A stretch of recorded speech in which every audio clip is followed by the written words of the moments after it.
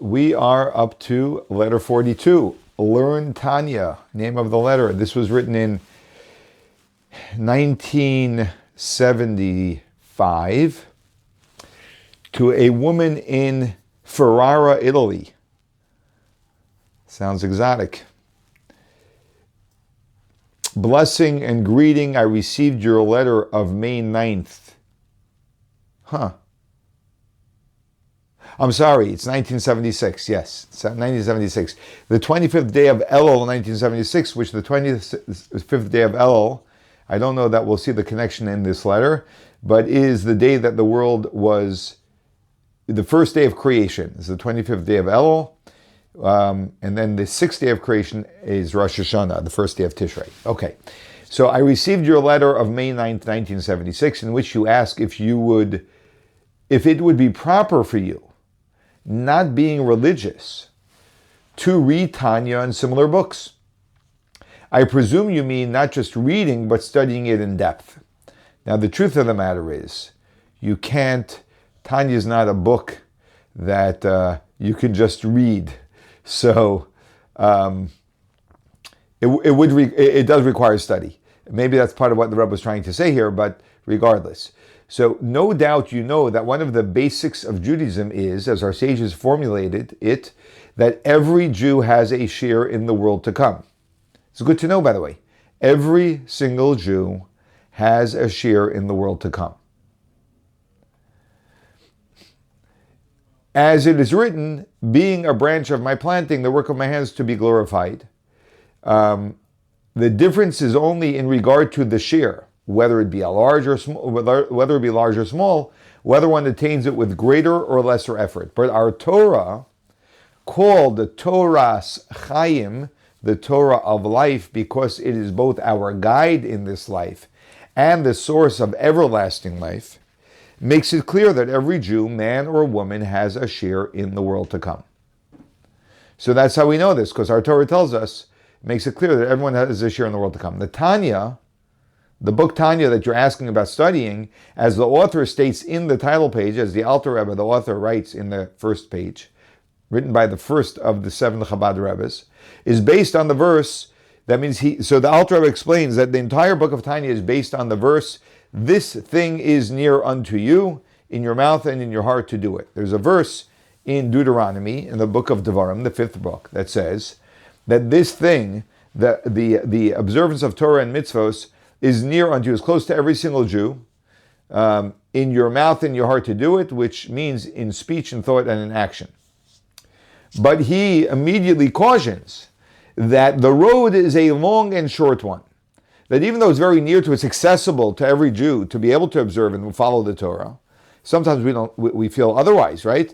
So that's the whole point of the Tanya, is to show that in fact it's very near for us to do. But he cautions that you do need to take, the road is long and is a long and short one, meaning that it may be long for some and short for others, but everyone will get there sooner or later. In light of this preface, needless to say, the Tanya pertains and relates to every Jew. And moreover, it is near and indeed highly conducive to actual implementation in the daily life. So the Rebbe is emphasizing here that clearly when the Alter Rebbe writes in the preface that you have to take the longer, shorter way, which interestingly the Rebbe explains a little bit differently than I'm used to, and that is not that it is a one road which is longer but ultimately shorter, meaning you invest long-term, it ends up making your life a lot easier. But the Rebbe says that for some people it's a longer road, for some people it's a shorter road. And the Rebbe is saying that indicates that the Tanya was written for everybody, for whether it's someone who can easily observe Torah mitzvahs or someone who can't easily observe Torah mitzvahs. And moreover, it is near and indeed highly conducive to actual implementation in the daily life.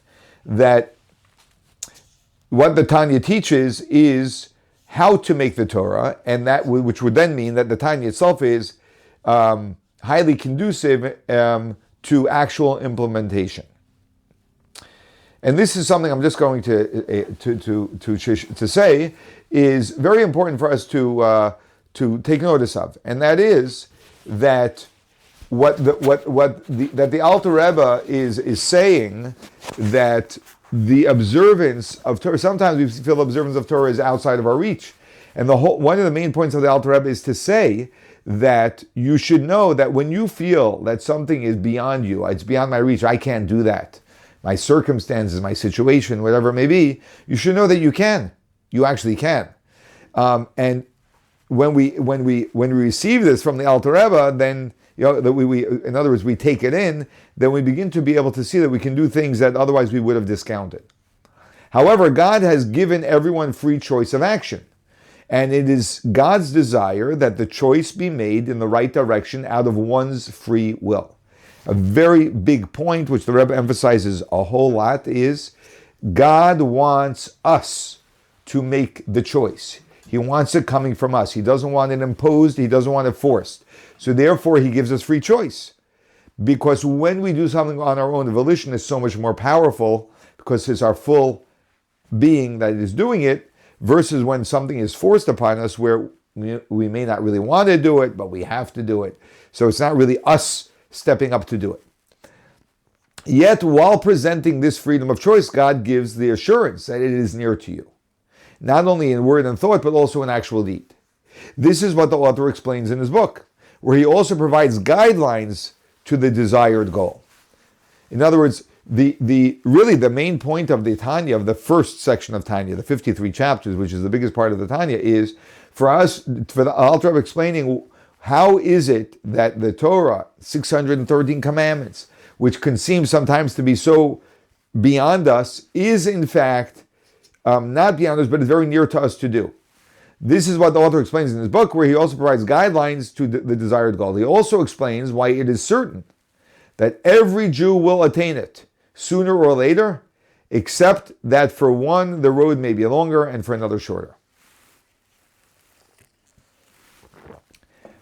Inasmuch as you state in your letter that you are a professor of pedagogic sciences, it is confidently hoped that you will study the Tanya without prejudice. And then you will see the truth of the author's ideas. Which is interesting, because whenever you study anything, you have to do it without prejudice. Otherwise, you're really not open to it from the start, and therefore it's doomed to be a failure. And especially when something will really challenge, the classic worldview, as Judaism in general does, but Hasidus in particular does, one has to come without prejudice. Thus, you will find it rewarding and beneficial not only for yourself, but being a teacher and educator, you will want to share it with others. You'll see how, with the enormous educational value that it offers.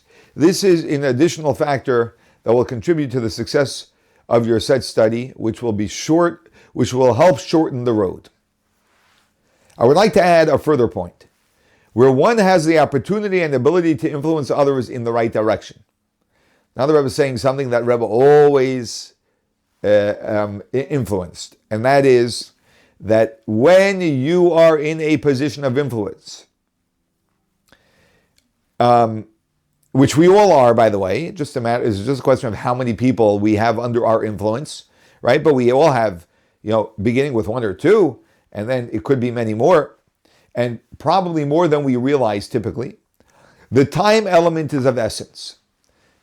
For with regard to oneself, a person may think that he will make up tomorrow what he misses today, which is a mistake, by the way, but it still may be true. So if you miss something today, you may make it up tomorrow. But with regard to another person, one cannot be sure that the other person may be reached tomorrow. It could be that you have his audience, his ear today, but you won't see him tomorrow, or that he will be as receptive tomorrow as today. He may not be as receptive tomorrow as he is today. So therefore, time is of essence in our influencing of other people. With reference to a bracha, a blessing, so she must have asked the Rebbe for a blessing from the Rebbe too. So he said it's customary to remember one in prayer by mentioning the full Hebrew name together with the mother's Hebrew name. If you will let me know these names, I will remember you in prayer for God's blessing in all your needs. At this time before Rosh Hashanah, again, because it was the 25th day of Elul, 5 days before Rosh Hashanah, I extend to you and yours best wishes for a happy and pleasant year, materially and spiritually, with blessing, the Rebbe's signature. Okay, very good. Any questions, comments? Okay, moving right along. Oh, here we go. You were waiting for this one, I know it. Should I take LSD to attain spiritual heights? Okay. Well, guess what? This is a very common question today. Not quite LSD, but people are asking about taking all of the, I forgot what they're called. If someone wants to remind me, you can. But all of those mushrooms and things that put you into an altered state that many people argue are very helpful for people to expand or grow, whatever it may be. There's a very big discussion. By the way, the religious form of LSD is let's start davening. Just saying. I want to make sure you know that. LSD, let's start davening. Got it? Okay, good. Yeah. Okay. Okay, so this letter was written in 1924, the fall of 1964, excuse me, 1964, the fall of 1964, October 26th, there you have it. Greeting and blessings, I am in receipt of your letter of October 18th, which you write in the name of your friends and in your own behalf, and ask my opinion regarding the new drug called LSD. Then it was a big thing, which is said to have the property of mental stimulation, etc. So the Rebbe says, biochemistry is not my field, and I cannot express an opinion on the drug you mentioned, especially as it is still new. So just saying that we can learn something from this already, and that sometimes we tend to dabble in fields that we are not masters of. So we have to be careful. I learned this as a rabbi as well. You have to be careful not to make comments about things you don't know about, even though you have feelings about, because feelings is not knowledge. And feelings doesn't authorize us to give people guidance just because we feel a certain way. Very often our feelings are not coming from a grounded place. It's coming from a perception or a hearsay or something that we heard. So we just have to keep that in mind. But the Rebbe will still give guidance, but it's not coming from the knowledge of the drug itself, but the general idea of using outside stimulants to experience something. However, what I can say is that the claim that the said drug can stimulate mystical insight is not the proper way to attain mystical inspiration, even if it has such a property. So the Rebbe is saying, even if it is true that when a person takes LSD, in their altered state, they have a mystical or a spiritual experience, this is not the way to attain a spiritual experience. Or I'm going to say better, to be more precise, because spiritual experiences are not holy necessarily. Divine experiences are holy. There's a very big difference between divine and spiritual. Spiritual, you can have all types of spiritual experiences which have nothing to do with God, and they can be very self-absorbed experiences. But a divine experience is holy. So the Jewish way is to go from strength to strength, not by means of drugs and other artificial stimulants, which have a place only if they are necessary for the physical health, in accordance with the mitzvah to take care of one's health. So, by way of example, and this is what I would advise somebody, and much of my guidance would come from this letter and other letters the Rebbe wrote about stimulants. If someone's, what's it called? Anyone know Alawax or something? Anyone know what I'm talking about? What? No. No? Okay, I'm happy you don't, but whatever. There's a certain mushroom or something, I'm forgetting right now what it's called. It's become popular amongst people who are into these things. And it gives people an experience. So people get excited about it, right? And they say, wow, I experienced something I never experienced in my life, and it's eye-opening, this and that. Firstly, I just want to say, so now I'm just throwing some commentary. Firstly, I just want to say that a lot of times these experiences come and go. So they're very thrilling in the moment, but they don't have a lasting effect on one's life. Now, there are people, as I've had someone by my home who administers this experience for other people, and he says that that's true. And that's why what he does is he actually has an ongoing therapy process that follows the experience, so that they can anchor the results into a person. So the Rebbe is very clear here.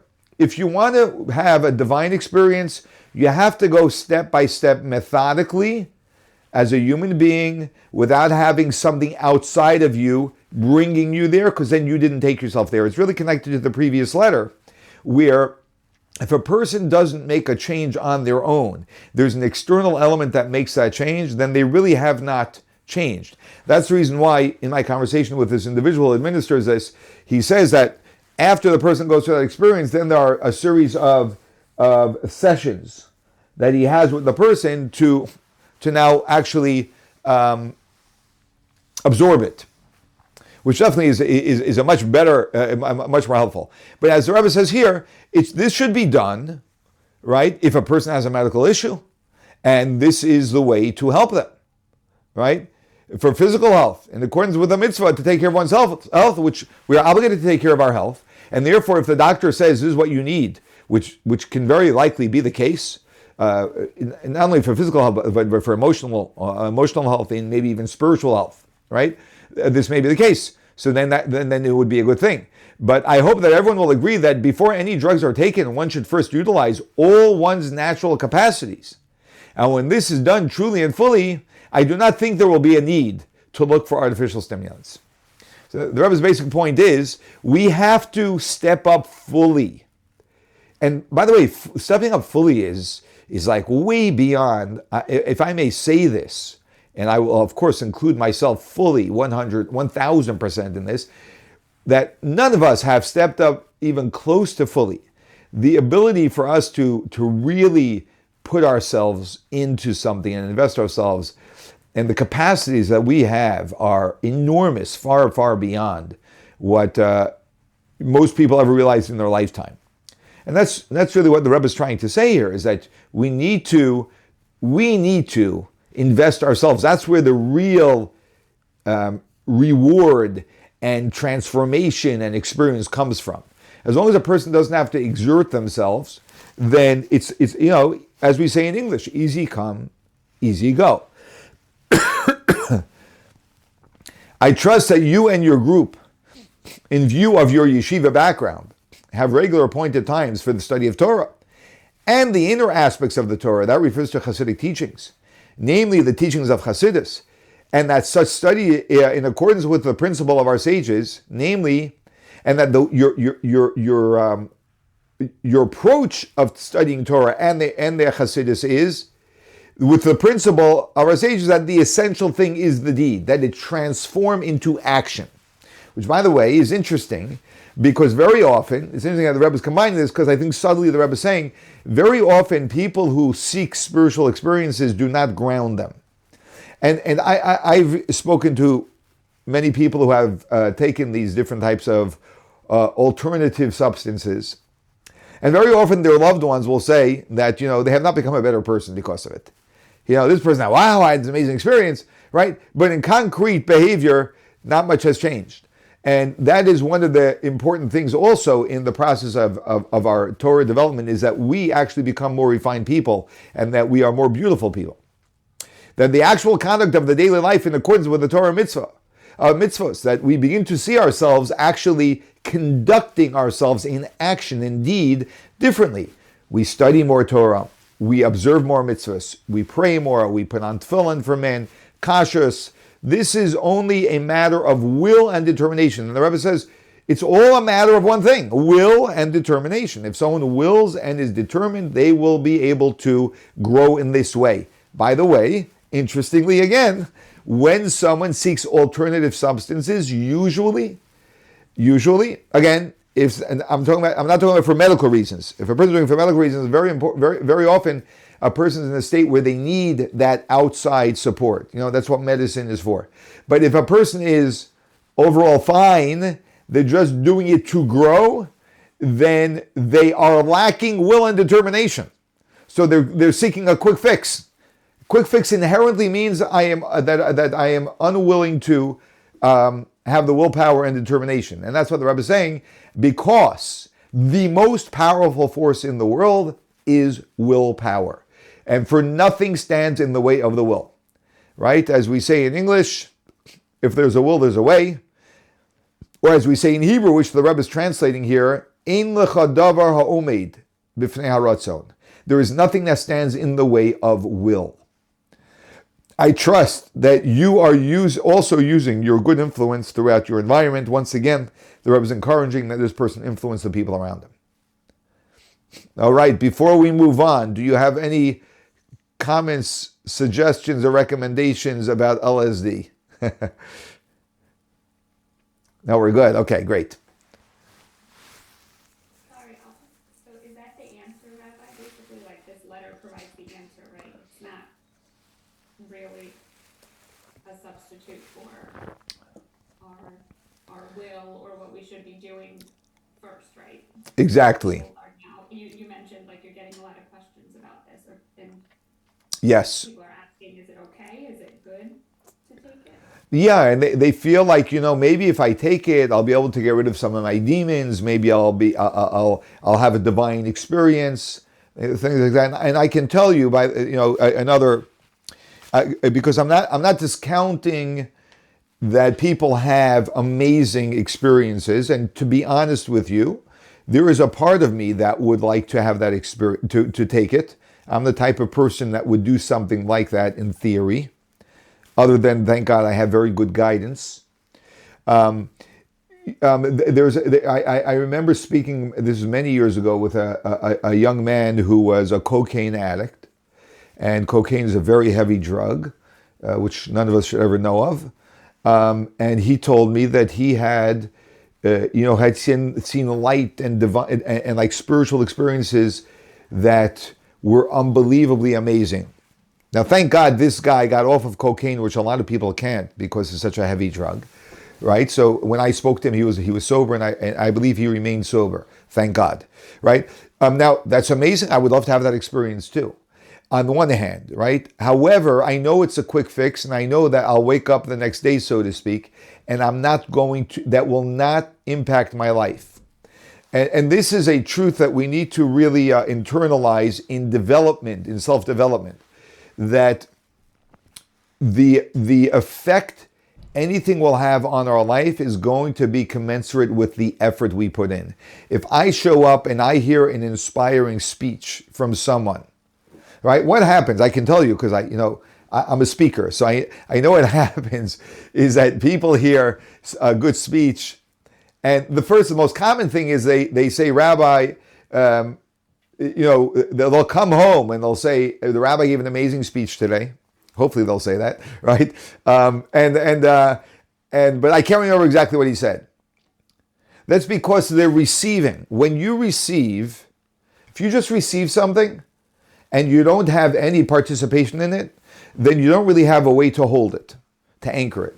If a person hears an inspiring speech and in the moment, right, which can be during the speech or right after the speech, they make a resolution that they're going to do something. They have just anchored the speech. Now they're a participant. That creates change. That creates transformation.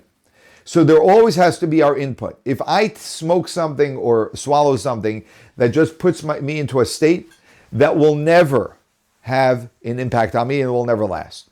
Now, if I do that, and then I have sessions with a person afterwards to discuss and review and absorb and analyze whatever it may be and understand, that's definitely a lot better. That's definitely a lot better, right? Again, the Rebbe is saying do not do that either unless it's for a medical reason, for a health reason. I say for a health reason.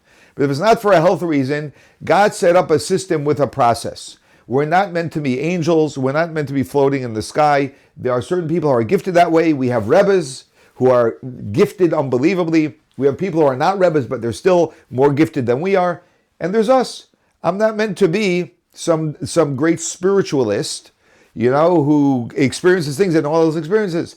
But my job is to be an example of a slow process of progression and growth through my life as a spiritual person through effort. I hope that sort of explains it all. Okay, good. You very bad experience too.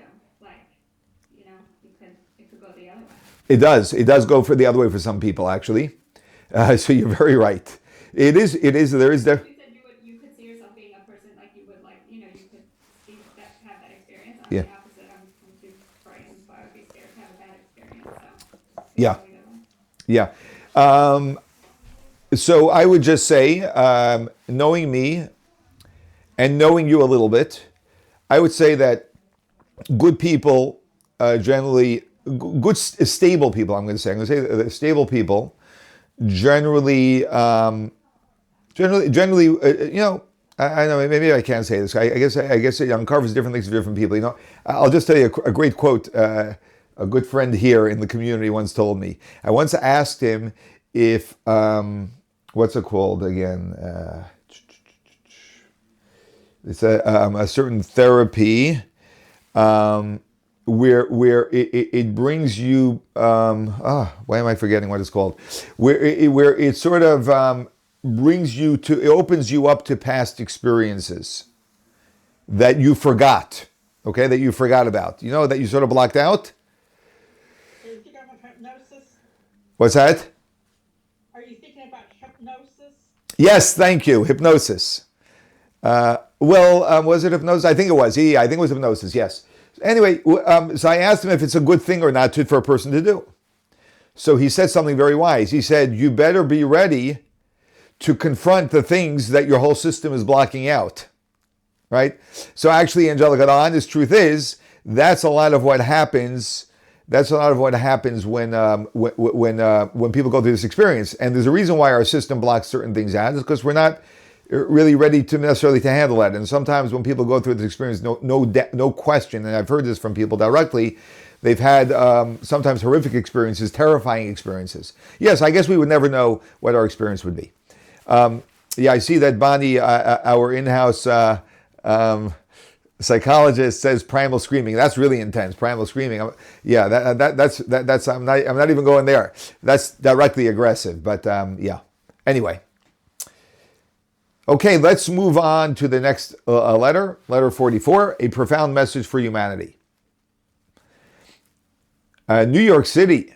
This to a student study group, and this was in the year of 1952. In reply to your request for a message in connection with Hanukkah, in view of your recent visit, I trust I may regard our conversation on that occasion as having, in part at least, satisfied your request. So the Rebbe is saying that I hope at least that conversation that we had together in person was at least in part satisfied your request. However, inasmuch as Hanukkah extends to the beginning of this week, belonging to the weekly Sidra. Sidra is another way of saying Parsha. And a Parsha is the weekly Torah portion of Vayigash. I take this opportunity to convey to you a thought apropos to this Sidra, to this Torah reading, which may serve as a message not only for the festival of dedication, that's the festival of Hanukkah, which Hanukkah means dedication, by the way, but which is also of fundamental significance in our daily life. The Sidra of Vayigash contains the climax of the study of Joseph and his brothers. So you may remember that Joseph is one of the 12 tribes.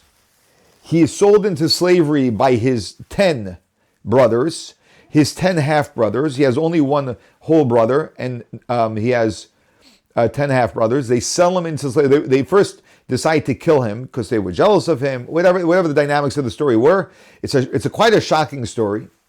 Because we know our 12 tribes were really great people, and they had justification for doing it. I don't know if it was good justification, but at least in their own minds it was a justification. There are many commentaries on the story, and they end up selling him into slavery. And here he is. He's a 17-year-old young boy, gets sold into slavery into Egypt. So you probably know from some movies, you have some sense of what, or some books that you read, some sense of what ancient Egypt may have looked like. I'm not sure how accurate that would be, but we'll assume that's somewhat accurate, right? It's completely foreign place to a Jew, right? And he's sold there, and he's all alone. And who are the Jewish people at that time? There's just his family, right? And he goes through a whole bunch of trials and tribulations, ends up in jail, of all places, for a false accusation. So he gets sold by his family. He gets accused falsely, and he ends up in jail. I mean, how does a person like this look at the world, right? The world is just a terrible place that just serves him injustice, right? He definitely needs a psychologist, no question. Probably, almost definitely a psychiatrist, right? He needs some good medication, you would think, right? That's the story of Joseph, although he didn't need any, amazingly. So Joseph, as you no doubt recall, has been torn from his happy home in the Holy Land and delivered into slavery in Egypt. However, he overcomes all trials and temptations. He was tempted by his mistress, his master's wife, being guided by the high moral code which he brought along with him from his home. This is the power of someone being raised with morality. And by the way, morality doesn't come from living in just living in American society. We need to add a lot to that beyond what our society around us offers. And it would seem that there's less and less morality as society in society more recently. Eventually, he emerges as the grand vizier. I'm just going to say the vice president. It's easier for me. And ruler of all Egypt. He becomes second in command to ruler of all Egypt, who saves not only his brothers from famine. The brothers who sold him into slavery, he saves from famine, but also all of Egypt and the world around him. He basically saves the world from famine. When finally his identity is revealed to his brothers, what does he tell them? He tells them, and herein lies the key, the Rebbe writes, to the great and mysterious drama. Not to feel sorry for all that had befallen him, for God had sent me as a sustenance to you. Joseph says, guys, I want to tell you something. Because, imagine the moment. So if you know the details of the story, it's an amazing, fascinating story where he sets up his brothers and to put them into a position ultimately where he's going to hold his only full brother, the youngest of all of the kids, to see if the brothers repented for what they did to him by not letting Binyamin, the youngest brother, be held captive by Egypt. And then he would give them the opportunity to repent by showing that they would never do such a thing again. And in fact, they repented. That was the bottom line. So then, at some point, he tells his brothers, I am Joseph. And the brothers are like, you can imagine, they don't even know what to say. They're stunned, shocked, right? And he immediately tells them, listen, guys, I want to tell you something. I'm not upset. I have no issue with you whatsoever. The fact that for the last 22 years, right? This is 22 years it was since they saw each other. And they are reunited. The fact that in the last 22 years, I wasn't with my family. I was in a strange place and I had to deal with all of these issues. As far as I'm concerned, right? My story, me and God sent me here. It was a whole series of events so that I can be here to make sure that our family has food. God arranged all of this. That's my story. You want to know my story? When I go to therapy, that's what I tell the therapist. I have a fantastic life. God orchestrated all these amazing things so that I can make sure that my family has food. Right? For God has sent me as a sustenance to you. There's a profound, I'm going to elaborate on this a little bit more, but just a moment. There is a profound message in these words for all of humanity and for all Jews in particular. And for Jews in particular. The whole episode may serve as an illustration and answer to the mystery of our life on earth. It is man's soul that represents the essential part of existence, of his existence. Do you want to know who is you, right? Your essential existence is your soul, not your body. The soul, which is a part of God above, the soul, which is, we say, as Alter Rebbe writes in Tanya, a part of God above, literally, is torn from its heavenly abode, its real holy land, the heavenly abode, and sent down to the earthly and corporeal world.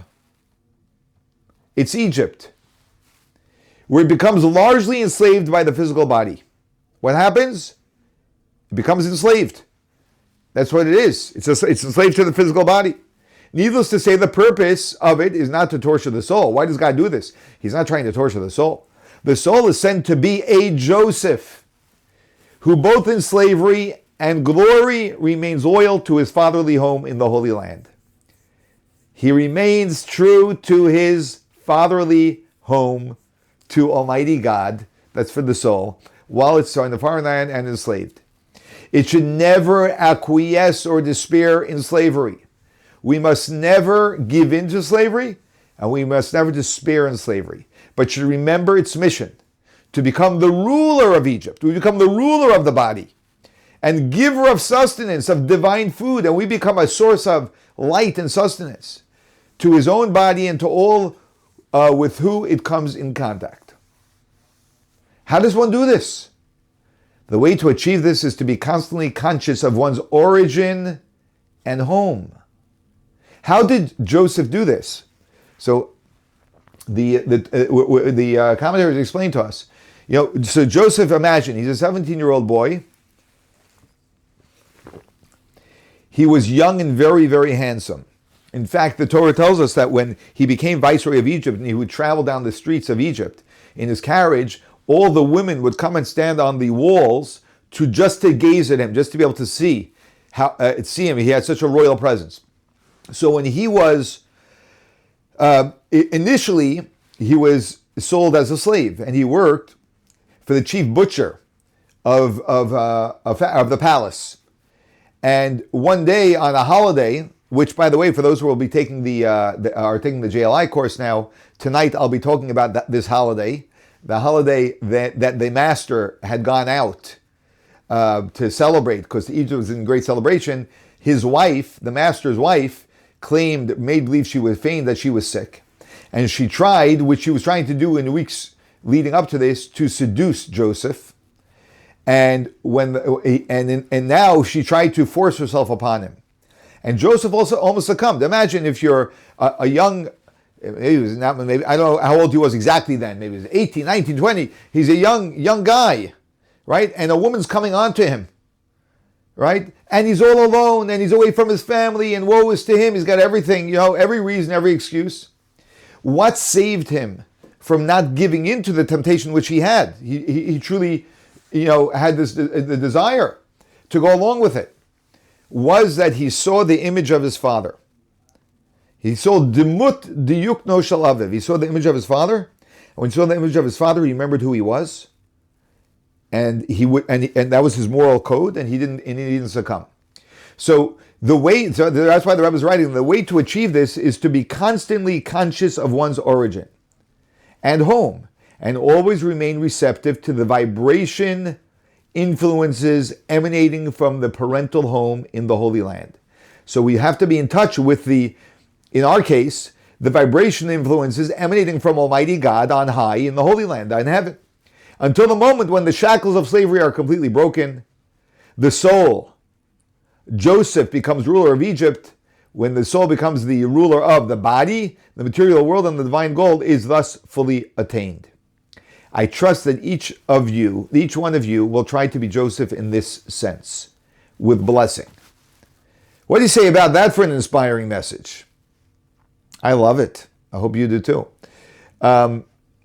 What I wanted to add to this, or elaborate, I should say, is that here you see, the beauty of this story is that you're seeing what life looks like for someone who truly believes in God. That means in the most challenging moments of life, he stays aligned. He stays aligned. This God's sending me here. God's put me in this situation. He's leading me somewhere. Everything is perfect the way it needs to be, and this is all only going to help me serve my purpose in this world. Stays soul-oriented, stays God-oriented. This is so unbelievably powerful. Now, the brothers were full of shame. The brothers were full of shame, right? Obviously, because they sold him into slavery. But Joseph said, that's your story. Both stories are true, but completely independent. Your story is you did something wrong, you got to fix that with God. That's your story. You did something wrong. But my story is that all of this happened to me because God, if God didn't want it to happen to me, it would never happen to me. It can't. Nothing can happen if God doesn't want it to happen. This is the power of living a divine-oriented life. It's explosive. It's unbelievable. So someone wants to be happy, right? Who was happy? Who do you know that's happy? Joseph was happy.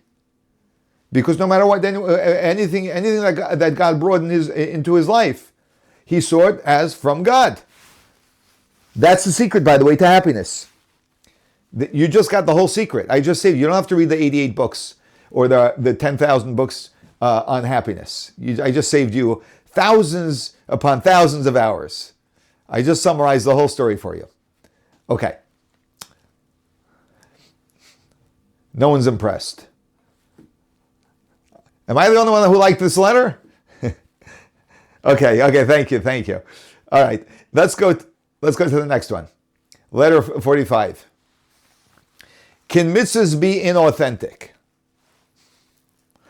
This is great. This is another, these are just, I hand selected all of these letters, so, but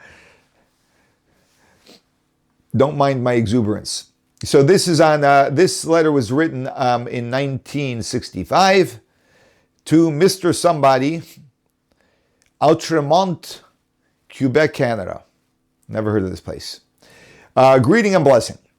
I am in receipt of your letter in which you write about your background and present problems, concluding your letter with the statement that you need to find more meaning and content in the mitzvot. Otherwise, you think it would be something like hypocrisy. Okay, so he's saying, what he's essentially writing is, I feel like I'm doing a lot of these mitzvot just because I'm supposed to do them. But actually, I'm really not excited about doing them. And I feel inauthentic. Like, I don't really want to do them. I'm just doing them because I'm supposed to do them.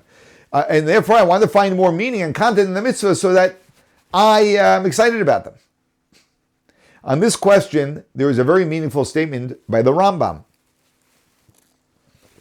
who, as you surely know, had a profound knowledge of human psychology and was a recognized physician whose writings on medicine still have great value in the medical profession.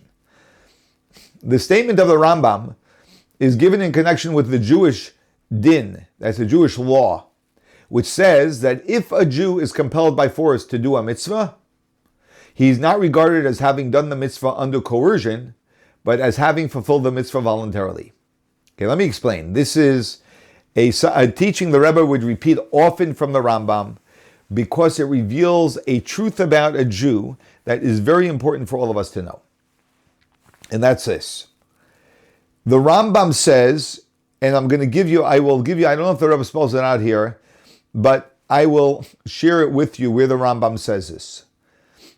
The Rambam says that if a Jew fulfills a mitzvah under coercion, he says, I don't want to do this, and someone forces him to do it, and he does it, right?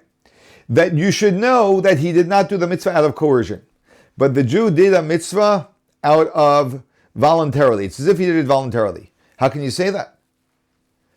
So the Rebbe is going to want to explain a truth about a Jew, which is elaborated on in Tanya. Through the study of Tanya, we know this very well. And that is that when, being that a Jew has a divine soul, which is our true identity, and the divine soul always wants to be aligned with God and do what God wants. So therefore, even when external forces compel us to do the will of God, which we in our conscious self, which is really our animal soul, doesn't want to do it, and we know it's our animal soul because only our animal soul doesn't want to do it, but our godly soul does, we consider it as if the Jew wants to do it because his soul wants to do it. There's not even a shadow of a doubt that the soul wants to do it. Now, this is expressed very strongly in the Rambam because the Rambam says this. The Rambam says that there's a law that if a man is to divorce a woman, his wife, right? He must do so willingly. You can't force a man to divorce his wife. He has to want to, and then give her the bill of divorce. That's how divorce works in Judaism. Okay, without getting into all of the side matters regarding that. But the way it works is the man gives a woman a get, which is a bill of divorce. We should never know of such things, but sometimes it's necessary. And if the man doesn't want to, right, then there's no divorce. Now, this could be a very big problem, which you may have heard of. Nowadays, it's a problem. It's sometimes because you have vicious men They're like really, I'm going to call them sick people. And they get married, and the woman discovers that whatever, unfortunately, she got stuck with a sick man and wants to get divorced. She just can't live with it. This guy's crazy. He's dangerous. It could be many different things. And the man, in his vindictiveness, has one tool to torture his wife, and that is, I won't give her a bill of divorce. I get. If he doesn't give her a bill of divorce, what does that do? That chains her to him, and she can never get married because she's a married woman. She needs a bill of divorce to get married. So this is his last resort to continue to inflict pain on his wife. And unfortunately, there are sick men who get great satisfaction out of this. So the Rambam writes, well, you can go over to the guy and beat him up until he says, I want to give the bill of divorce. That's exactly what he says. He says, you can beat the guy to a pulp. Beat the guy until he says, okay, I'll give it. Right? And when he says, I'll give it, Rambam says, you should know that he's willingly giving it. So you say, what do you mean willingly giving it? You torture the guy. How can you say he's willingly giving it? So the Rambam says, because his neshama wants to give it, because that's the right thing to do. But he's caught up in such unhealthiness, in so much of his own ego, that he can't get past it. So we help him get past it. Now, the Rebbe uses this.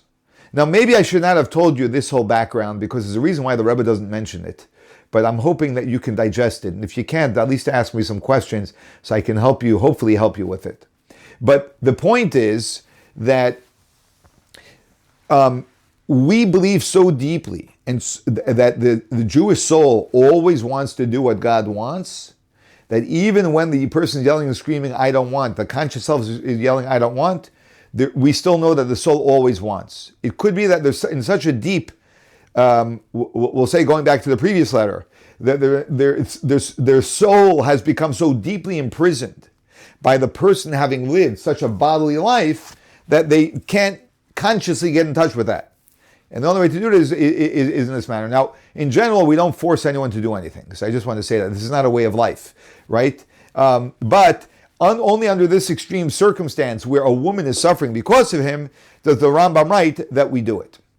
Now, obviously, nowadays this cannot be done because we don't live in a country where Jewish law is the law of the land.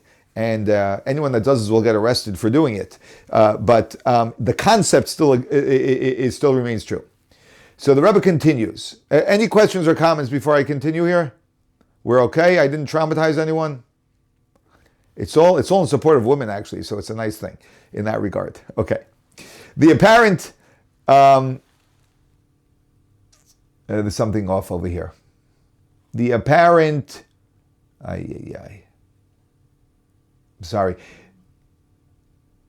Oh, jump down to, I'm sorry, this was not copied properly. But it jumps down to the apparent, then jump to the next paragraph, first line. The apparent contradiction as to how a mitzvah which has been performed by compulsion could still have the validity of a voluntary act. I hope you see where I am. I'm about 4 lines from the bottom of the page now. So again, the apparent contradiction as to how a mitzvah, which has been performed by compulsion, by force, could still have the validity of a voluntary act is explained by the Rambam as follows. Inasmuch as everything has its nature and natural dispositions, the nature of a Jew is that he desires to act always in accordance with Torah and mitzvah. However, sometimes there may be some circumstance which overclouds this desire or immobilizes it. The Rambam calls this thing the Yetzer Hara, the evil inclination, which always tries to find ways and means to prevent the Jew from behaving according to his nature. Consequently, the physical force which is used in order to compel the Jew to perform the mitzvah in accordance with the law is not a force to induce him to change his real attitude, but rather to remove the circumstance preventing him from exercising his true will, which is determined by his innate nature to act always in accordance with the Torah and mitzvahs. The innate nature of a Jew is to act in accordance with the will of God, with Torah and mitzvahs. So this would be like the ultimate level of a spirologist, I'm going to call it. Not a psychologist, but a spirologist. Or a divinologist, which is someone who really understands God and the nature of a Jew and understands what this person deeply wants. I can tell you in a much milder form that I have approached people to put on tefillin. Right? Would you like to put on tefillin? The person says, no, I don't want to. Nah, I'm not religious. I don't do these things, whatever it is. And somehow, in some cases, I'll convince them to do it. And they put on tefillin, and what happens when they're wearing the tefillin? I start saying the Shema with them, and they start crying. You're crying? You didn't want to do this. You're doing me a favor. What happens is the mitzvah uncovers their true desire. So that's how I've experienced it. In light of the above, it will be clear that there can be no question of hypocrisy when a Jew learns Torah and conducts his life in accordance with the Torah and mitzvos. Even if some of his other actions or even feelings do not always harmonize with his Torah study and observance, because the incongruity lies not in acting according to the Torah and mitzvahs, but rather in acting contrary to the Torah and mitzvahs. So what is the Rebbe saying? The Rebbe is saying the reality is hypocrisy is never when we're doing a mitzvah. Hypocrisy is always when we're doing something that is not a mitzvah. If you want to know when you're aligned with yourself, it's when you're aligned with God. If you want to know when you're not aligned with yourself, it's when you're not aligned with God. So don't ever think that you're doing a mitzvah that you're being a hypocrite. That's never the case. You're being in deep alignment. It's when we do all the other things that we're being a hypocrite. And I'll remind you of a story that I suppose I shared with you in just a few minutes. I just want to finish the letter first. One of my favorite stories coming up. As for your question about the meaning of the mitzvah, of the mitzvos, it is clear that a letter is not the medium to discuss this matter, nor is there any necessity to do so, because in Montreal there are many people with whom you can discuss these matters, and they could enlighten you. Since you mentioned McGill University, I might suggest that you get to know Dr. Abraham Teitelbaum, who could also introduce you to other friends. He was a Chabad Hasidic Jew who was a professor at the university, and the Rebbe was saying, speak to him, he's going to be able to help you in understanding the significance of mitzvahs. Needless to say, you might mention to him that I suggested you're contacting him. However, I do not wish to write him and request him to take you under his wing, lest he consider it an imposition. Having recently, you see the way the Rebbe dealt with relationships in a very sensitive, a beautiful way. Now, some people he would write to them. It depended on the way he felt the relationship he had with this person at this time. Sometimes he would feel that the person would feel forced. Sometimes he would feel the person would feel blessed. The person would feel blessed, and the Rebbe would write to him. If not, the Rebbe didn't want to impose. Having recently celebrated Hanukkah, the Festival of Lights, I trust that the message of the Hanukkah lights, which we kindle in growing numbers each night of Hanukkah, will inspire you to illuminate your daily life with the light of the Torah and mitzvos in an ever-growing measure, and may you do so with joy and gladness of heart. Okay. One of my favorite stories, my brother, you'll let me know if you heard the story already. Can't keep track anymore who I say what things to. But my oldest brother, when he was like maybe 18 years old, 17, 18 years old, he left home and went to Chabad Rabbinical College, and he began to do something that was unfamiliar to him because he hadn't done it until then. As I went through the same experience when I was 17 years old and went to Rabbinical College, Chabad Rabbinical College, and that is on every Friday afternoon. The yeshiva ends at like noontime, and you go with a buddy as a peer, and you have what we call a mivtzayim route, where you follow a certain route of stores or offices, where you visit different Jews, and you put on tefillin with them if they're willing to. You share a Torah thought with them, whatever it may be. And you also, part of what you're trying to do is always expand the route. You always try and find new Jews that you can then add to your route. I used to go to 47th Street because I only deal with high rollers. So I went to the diamond dealers and have some fascinating experiences from there. But my brother, I don't know where he was going. It was probably somewhere in Brooklyn, if I had to guess, or Queens. And he would go to different stores. And they once walked into a new shop of some sort. And the guy behind the counter was a guy who was covered head to toe in tattoos. So, and he wasn't quite the guy that you would think was Jewish.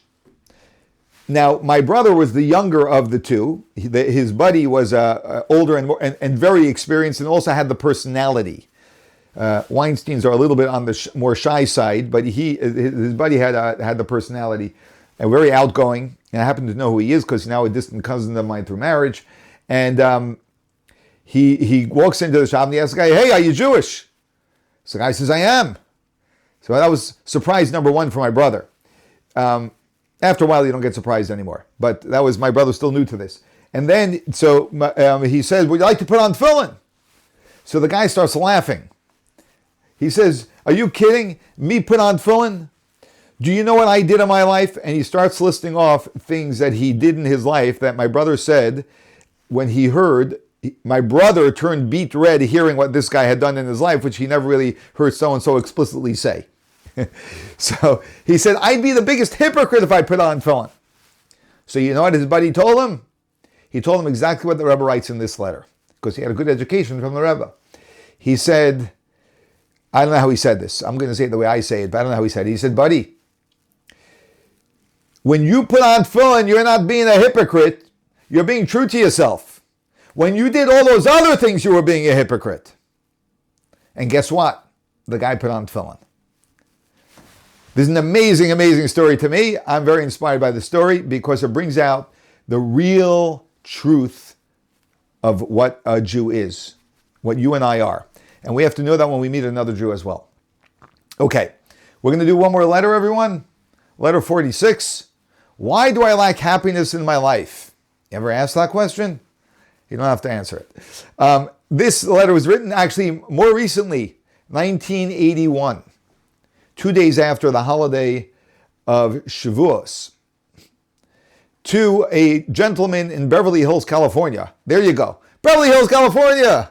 Right? What's the zip code? Don't they like advertise the zip code? Is it 90212 or something else? No one knows the zip code of Beverly Hills. Hey. Oh. It's 90210. Oh, it's 90210. Okay, so, well, I guess it's just a different neighborhood in Beverly Hills. Okay. Yeah, so, but the irony, to me, the irony is, here Beverly Hills, everyone's trying to make it Beverly Hills, and this guy has a letter, the Rebbe's writing a letter to him because he must have asked the letter, expressed to the Rebbe that he lacks happiness. "After not hearing from you for some time, although I have been inquiring about you in the interim through our mutual friends, I was pleased to receive your letter of March 18th. I regret that due to pressure of duties, my acknowledgement has been overly delayed." Right? Because he wrote in March. Now it's probably maybe June, May or June. "Thank you for the good news of your your letter contained, and I trust that you will have good news to report also in regard to matters where a substantial improvement is still anticipated. With regard to the problem you mentioned about the lack of happiness in my life," the quote from his letter, "this is rather surprising." A tone the Rebbe often expresses in letters, because that's the way the Rebbe saw it. The Rebbe sometimes was like, the Rebbe saw things so truly that he says, he looks at this person and he looks at their state of mind and he says, how in the world can you not be happy considering your life? A Jew who conducts his day-to-day life Jewishly, putting on tefillin and doing other mitzvahs, and participating in activities to spread and strengthen Yiddishkeit, should certainly feel a deep sense of inner peace and harmony, which are among the most basic ingredients of true happiness. Peace and harmony. If, nevertheless, there is a feeling of a lack of happiness, the explanation may be of two possibilities. Either the person instinctively feels that he is not fully utilizing the capacities with which he has been endowed. So the Rebbe says, if a person is still not happy, even though they're doing good things, right? It must be that they are not, the Rebbe is calling him to task to step up. Then you're not living up to your capacities. this would naturally create a feeling of only partial fulfillment. Or if this is not the case, that means you are fulfilling your, utilizing your capacities, the whole thing is altogether one of the tricks of the Yetzer Hara. Then this is the evil inclination who has captured you, whose job it is to distract the Jew from doing what he has to do. Mostly by exaggerating or minimizing certain aspects. That means, and you're doing one of two things. Either you're exaggerating some certain challenges, or you're minimizing your accomplishments. In most cases that have come to my attention, and by the way, I just want you to know, if you think a psychologist has a lot of cases that come to them, the Rebbe had way more cases that came to him because the Rebbe got like 2 sacks of mail daily. The Rebbe would get more mail than anyone else in the entire New York State. So in most cases that came to my attention, the above seemed to be the accurate explanation. Which is that either you are exaggerating or you're minimizing certain things. With the difference that in some cases the first factor predominated, and in other cases the second factor predominated, with various gradations in between. I trust that when you reflect on the above, you will come to the conclusion that you have every good reason to be happy in your life. Thank God. Moreover, as you will analyze your situation and ascertain which of the above mentioned factors has been the cause of your dissatisfaction, you will know what you have to do to overcome the problem. The moment you identify where you are maximizing or minimizing, you'll know exactly what you need to do.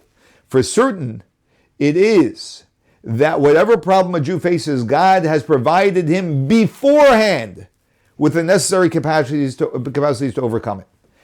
I trust you and your family had an enjoyable and inspiring Yom Tov of Kabbalah Satorah, that's a Yom Tov of Shavuos, and may the joy and inspiration of it be with you and yours throughout the year.